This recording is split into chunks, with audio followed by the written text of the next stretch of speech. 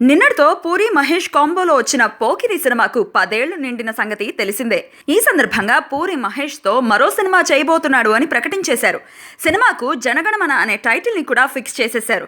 కానీ first look poster చూస్తే దానిలో ఎటువంటి వివరాలు కనిపించలేదు. మహేష్ బాబు ముఖం, జాతీయ జెండా, జనగణమన అనే టైటిల్, ఎ పూరి జగన్నాథ్ ఫిల్మ్ అనే ట్యాగ్ లైన్. సినిమా ప్రకటించారు అంటే కనీసం నిర్మాణ సంస్థ పేరు లేకుండా పోస్టర్ పడదు. మరి పోస్టర్లో ఆ డీటెయిల్స్ ఎందుకు లేవు?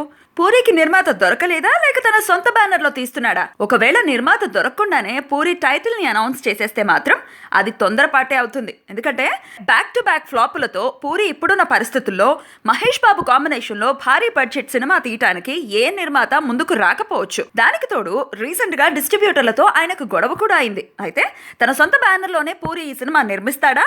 మహేష్ సినిమా అంటే దాదాపు 50 కోట్లకు పైగానే బడ్జెట్ ఉంటుంది. అంత బడ్జెట్ కు పూరి సాహసిస్తాడా? వరుసగా సినిమాలు కమిట్ అయి ఉన్న మహేష్ తో ఈ సినిమాను ఎప్పుడు స్టార్ట్ చేస్తాడు? ఈ ప్రశ్నలకు సమాధానాలు పూరియే చెప్పాలి మరి.